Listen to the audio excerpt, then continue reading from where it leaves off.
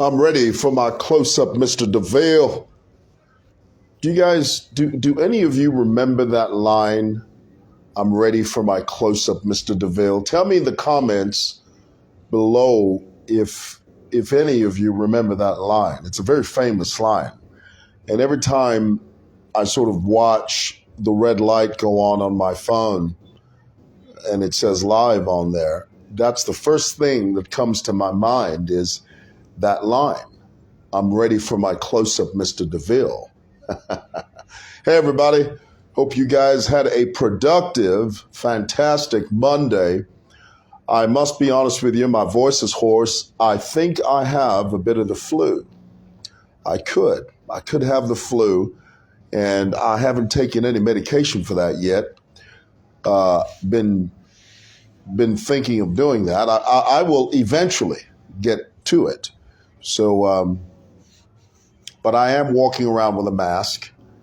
And whenever I do sneeze, I sneeze into my elbow because, that's the responsible thing to do. Have you ever been walking through town and then all of a sudden some guy or some girl just open mouth sneezes? It's the most amazing thing. I mean, you're walking through town and then all of a sudden the person just achooes without covering their mouth and the vapor just goes everywhere. I mean, you inhale that stuff. I guarantee you, sooner rather than later, you will become a recipient of the flu. All right, guys, thought I'd jump on here real quick. It's 18:30 in the evening, and I need to get up out of here in 15 minutes. I will not keep you long. A couple of things I just want to share with you. Yesterday, it might have been the day before, I was watching Chishimba Kambwili. And I must tell you, Kambwili is someone that I consistently want to see him up his game in as far as his discourses are concerned. Whenever he decides to go live on his platform, I tell him, he never listens to me. Every time I talk about him, I give him these tips. I always say to him, Kambwili, invest in a mic, invest in a light box, for goodness sake. When you're sitting in front of a phone, never have the camera point upwards to you, because from this vantage point, if you put a camera below you and it's looking up at you, that is a very unflattering look for anybody. It doesn't matter who it is, and I try to tell him, improve on that, do some lighting. As soon as the record button is on and you can see the live little signal and you know that you're live, talk to your audience. Make a bit of chit chat with them. Look, we're not all the same. I understand that. But there are levels and rules to this sort of thing. It just drives me up the wall. It drives me up the proverbial wall. I kid you to no end. When I see Chishimba Kambwili, he comes on there and he's just sitting there looking at you. I'm thinking, talk to us, do something. You're driving me nuts. Do something, engage, tell a joke, say hello. Here's the thing. Say hello to your audience, get a couple of people on there that you see that are regulars. Give them a few. People love that when you give them shout outs. No,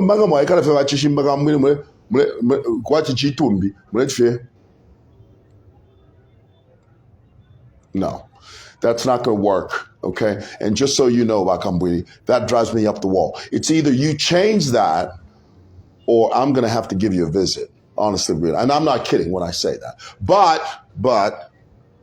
I do love you, just so you know. Okay. So, he did this thing where he jumps on, and the very first thing I notice is that he has a picture of a cheetah hanging on the wall behind him. Big mistake. That is what we call a political faux pas. Okay, you misrepresent. You know what happened there? Okay, are we back on? So, he's sitting there and there's a photograph, there's a black and white photograph of a cheetah, okay, hanging on the wall behind him. And I'm thinking to myself, Kambwili, this is not going to work because first of all, you call yourself Imbwili. In my language, Imbwili is a leopard. In Zambia, we say leopard, which is, you're fine to do that if you want to call it a leopard. But the truth is, there are only two syllables in the word leopard. It's leopard. It's not leopard. Okay? It's leopard. In English, that big cat with the spots is called a leopard. Okay? It's very different from a cheetah. Same family, but different animal. Okay? But Chishimba Kambwili calls himself a leopard. Okay? But there it is. He had a picture of a cheetah. And Muchibemba, we call those ulubwabwa. Did you know this? Imbwili no ulubwabwa na fipusana. Imbwili is a leopard. Ulubwabwa is a cheetah. So let's be clear. Bakambwili, don't give us mixed signals. If you're going to do something, for goodness sake, do it all the way. Nothing should be half-baked, okay? So stick within the perimeter of your self-definition. You call yourself a leopard. Don't put a picture of a cheetah up there because we could easily switch that around and say, you're trying to cheat the Zambian people. We could easily do that. Well, there are tons of different ways that we can do that. So what you need to do, what he needs to do, is stick with the script. Don't deviate. Don't call yourself a cheetah when you call yourself a leopard. Cheetah, ulubwabwa. Imbwili, leopard. Let's be clear. Then, during his discourse, he says, there's going to be, he talks about he bemoans the price of a mealie meal. And let's be clear, the truth is, it is expensive, okay? The cost of living has shot through the roof. It's difficult for everybody, but it's wrong to insinuate that this administration is sitting on its laurels and doing nothing about it. They've made some significant gains in many, many different areas. Sure, in the area of mealie meal and it being a very high price, that's a given, and that's true, and that's happening. But to throw the baby out with the bathwater, as they say in English, to throw the entire administration out the window and say, no, because the cost of living is a bit high, I think let us just get rid of you. That's not going to happen, at least not now. Okay, let's be clear. They've made some significant positive gains. I mean, we could sit here all night and talk about, the NAPSA 20% partial withdrawal. We can talk about CDF. We can argue the fine points of CDF and on and on and on and on. But to insinuate and imply that these guys, that this administration is doing nothing, I think is being dishonest.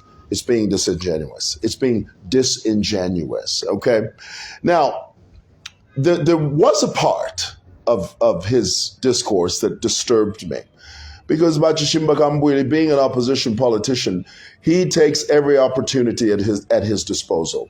Any weapon he can use, he picks it up and tries to wield it. He says, Zambia's hunger situation, well, we're not even, he sort of implies we're living in famine. In Zambia, we say famine. It's not famine, it's famine. There is no famine in Zambia.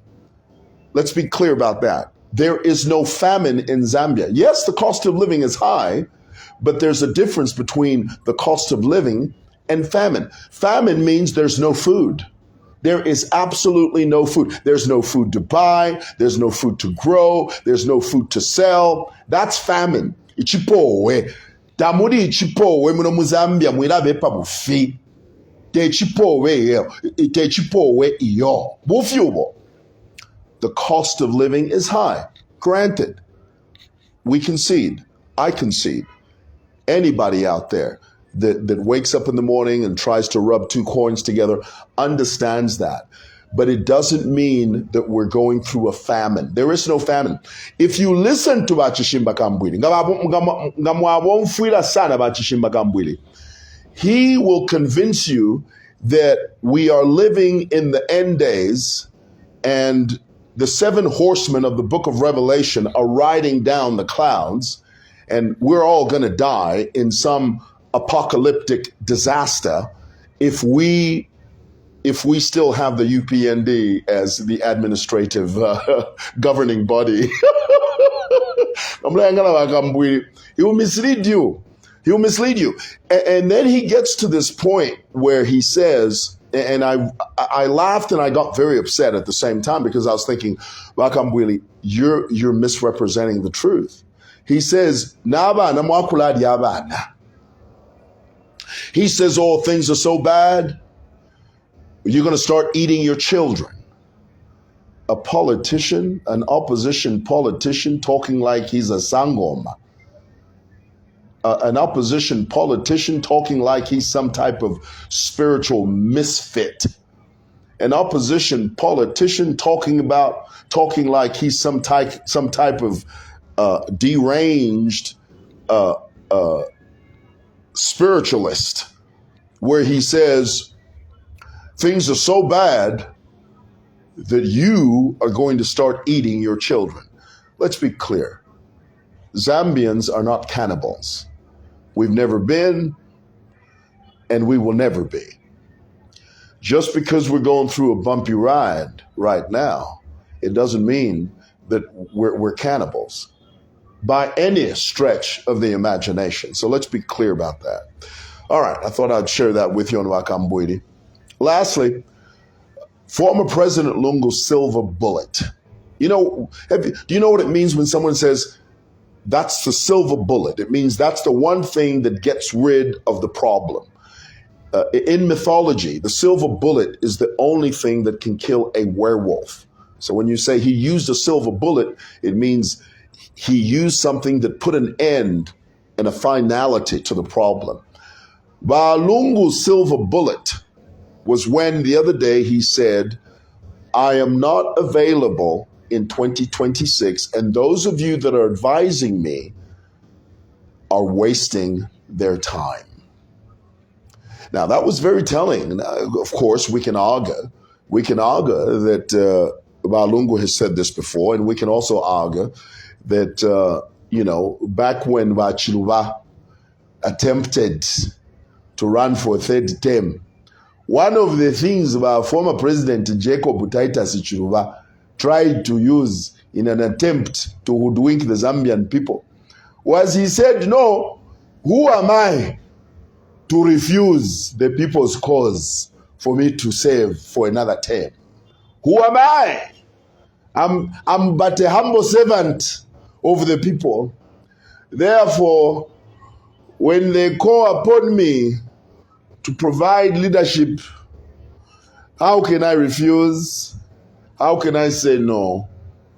So, as a direct consequence of their cause, let me just put my name forward so that I can run for a 3rd term. That one won't work. It can't. It can't work. So, I hope Lungu, the former president, or the 6th president, as he prefers that we refer to him as the 6th president, and that's fine because that he is. We hope that one day he won't crop up and say, "Awene nadikana, ndeti nadikana, bali mpatikisha." And I was very clear, kuti ine sinifuna. But the people of Zambia, their voices were so loud, I had to succumb. I had to acquiesce. I had to yield. I had to relinquish my iron will to fight against the edge, to stand again. So therefore, tizayimirira mu 2026 bwada. I certainly hope he doesn't say that, because now he was very clear when he said, I am not available. So what the PF needs to start doing now is hit the ground running. Lungu has made it clear. So PF, get off of your blessed assurances, get off of your tushes and get to work. Get to work. Select a leader from amongst you scoundrels, amongst you despots, amongst you vagabonds, amongst you bottom feeders. Select a leader from amongst you so that in 2026, you are kicked to the curb and you are buried underneath a heap of defeat. Boom! See, we're brutal here on SML TV. We're brutal. Boom. Okay, all right. I thought I'd share that with you. It's a quarter to 7, 15 minutes before the news. Thanks for watching. God bless. I'm going home now, and I'll talk to you tomorrow. Sayonara. Salut. Whatever the heck that means.